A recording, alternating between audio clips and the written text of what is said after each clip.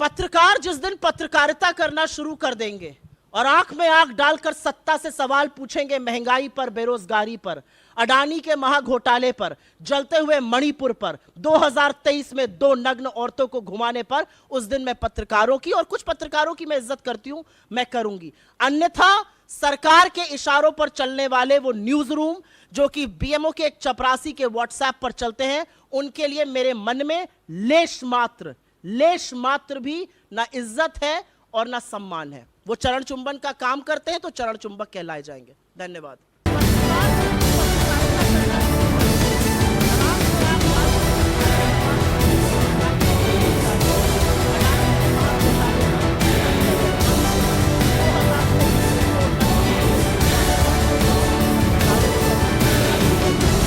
देखिए ऐसा है, उन्होंने क्या कहा क्या नहीं कहा, जलेबी बनाने का काम ये सरकार करती है। ये एक नया शिगुफा छोड़ दिया गया है। ये सरकार 2 तरीके से चलती है। एक, चरण चुंबक मीडिया को नए नए शिगुफे दिया करो तो महंगाई पर, बेरोजगारी पर, मणिपुर पर, अडानी महाघोटाले पर डिबेट ही ना हो। फिर लोगों को भेज दो प्रेस कॉन्फ्रेंस में, वो जाकर प्रेस कॉन्फ्रेंस में व्यवधान डालें, विघटन डालें और इधर उधर मुद्दा भटक जाए। और तीसरा चलता है शिगुफे छोड़ते रहो, एक के बाद एक हॉट एयर बलून, गुब्बारे छोड़ते रहो, लोग उसी में बझे रहेंगे, उसी में उलझे रहेंगे। कौन आपसे सवाल पूछ रहा है? यूसीसी एक hot air balloon, one nation one election एक hot air balloon, India Bharat एक हॉट एयर बलून, 2019 में सीए आया था, आज तक नियम नोटिफाई नहीं हुए, वो एक हॉट एयर बलून। तो दिक्कत की बात यह है कि सरकार इन्हीं सब शिगुफों से, अब ये शिगुफा है डीजल व्हीकल पर टैक्स लगेगा, अब इस पर होंगे डिबेट, फिर कह दिया जाएगा नहीं हम तो कुछ ऐसी बात कर रहे थे। डीजल इस देश का मेन ट्रांसपोर्ट फ्यूल है। डीजल के दाम बढ़ने से सबसे ज्यादा प्रभाव किसानों पर पड़ता है। डीजल का दाम बढ़ने से सब्जी, फल, आटा सब कुछ महंगा होता है। डीजल के दाम बढ़ने से इन्फ्लेशन बढ़ता है। ये सरकार जो है ये समझती नहीं है कि डीजल का दाम बढ़ने से किसान की जेब से जो आपने 30 लाख करोड़ कर में लूटे हैं उसको वापस करने का वक्त है और गला घोटकर पैसा खींचने का वक्त नहीं है।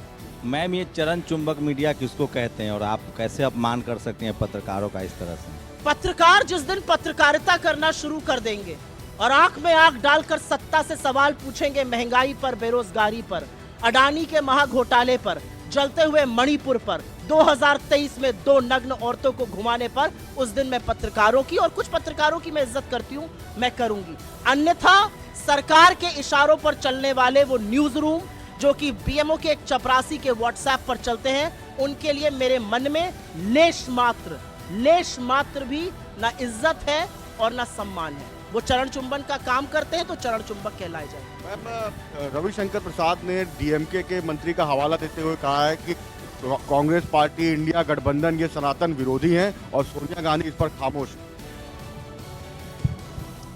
भाजपा से हमें 2-3 सर्टिफिकेट नहीं चाहिए, एक राष्ट्रवाद पर, एक सनातन धर्म पर और एक हमारे आजादी के आंदोलन के कंट्रीब्यूशन पर, क्योंकि इस सब पे उनका स्कोर निलबटा सन्नाटा है।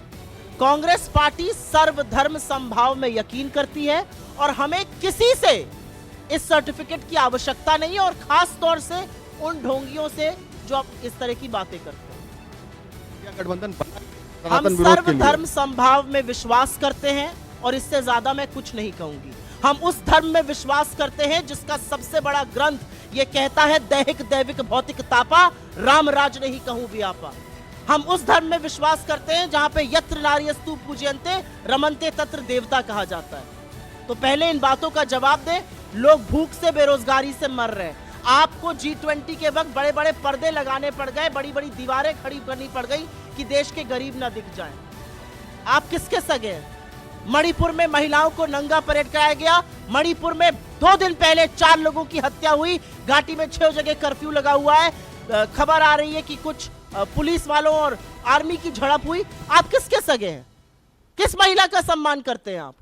जिस दिन आप दैहिक दैविक भौतिक तापा, राम राज नहीं कहूं व्यापा समझ जाइएगा, उस दिन आप सनातन धर्म पे बात करिएगा। सर्वधर्म समभाव हमारे देश की नींव है और हम उसमें यकीन रखने वाले लोग हैं। मैम, जेडीयू के अध्यक्ष हैं लल्लन सिंह, उन्होंने साफ तौर पर तो नहीं कहा लेकिन इशारा जरूर किया कि नीतीश कुमार जो हैं वो इंडिया अलायंस का प्रधानमंत्री चेहरा होने के प्रबल दावेदार हैं। गिनाया कि कितनी बार विधायक रहे हैं, कितनी बार सांसद रहे हैं, और कैसे देश का नेतृत्व कर सकते हैं, कैसे इसको आप देखते हैं? अब ये आप ही का कहना है कि उन्होंने साफ तौर से नहीं कहा और सुझाया, पता नहीं आपको सुझाया, आपने इंटरप्रिटेशन किया, आपने अपनी कॉलोनी बनाई, मुझे नहीं पता है। मेरा इंटरप्रिटेशन और आपके इंटरप्रिटेशन में अंतर हो सकता है। मुझे लगता है ये जो सारी बातें की जाती हैं मीडिया में, करेंगे आप लोग का काम है इन्फ्लुएंस निकालना, आपका काम है अटकलें लगाना, अटकलों का बाजार गर्म भी रहना चाहिए, तभी थोड़ा मौज मसाला चलता रहता है।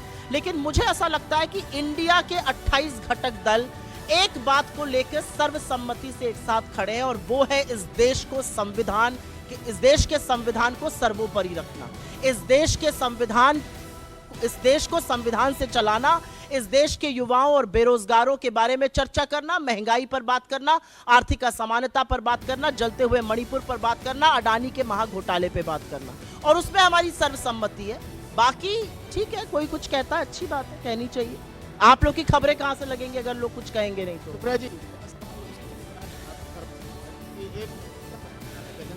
और जो कैबिनेट बनती है वो कह रहे हैं कि अगर कोई इस मुद्दे पर बोलेगा तो उसका जेब काट लिया जाएगा, उसकी आंखें निकाल दी जाएगी। सनातन धर्म के खिलाफ मुझे लगता है मुझे जो बोलना था मैं वो बोल चुकी हूँ। जो आपने उल्लेख किया है, मेरा धर्म और मैं हिंदू धर्म की अनुयायी हूँ, वो इस तरह की भाषा और अमर्यादा नहीं सिखाता है, इसीलिए ढोंगी शब्द का प्रयोग किया था।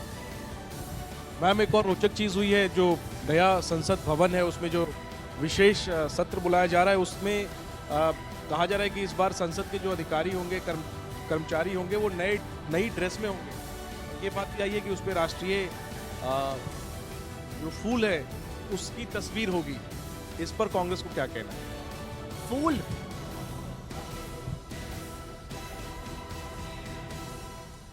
ऐसा है, हर चीज पर टिप्पणी करना जरूरी नहीं है। कुछ चीजें तो ये देश भी देख रहा है ना।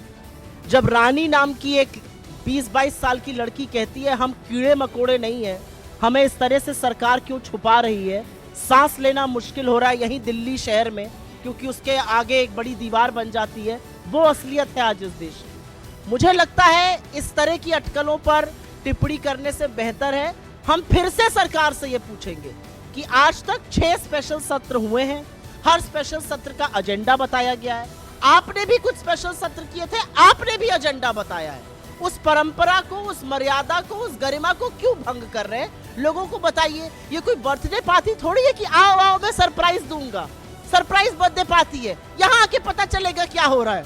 अरे ये देश का सदन है, ये संसद है, किसी कानून से चलता है, संविधान से चलता है। ये क्या देश का इन्होंने माहौल बना दिया है?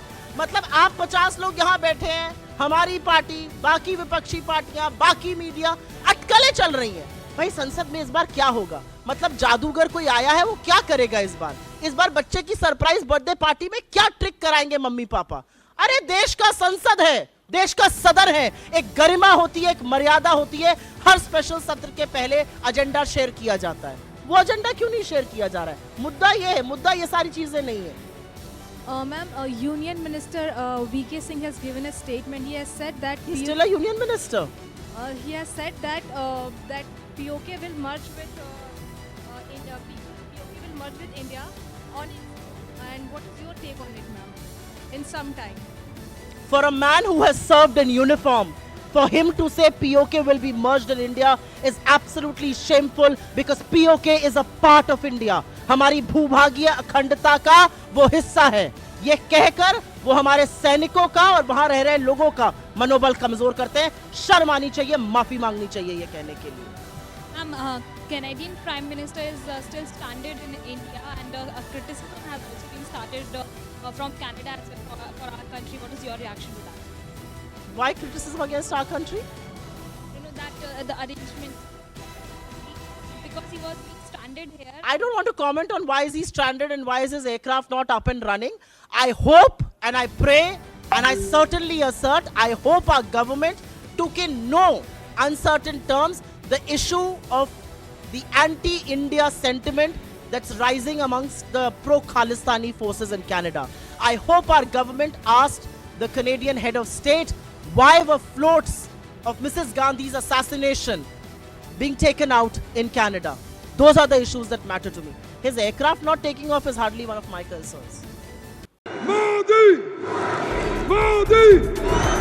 कांग्रेस पार्टी जिंदाबाद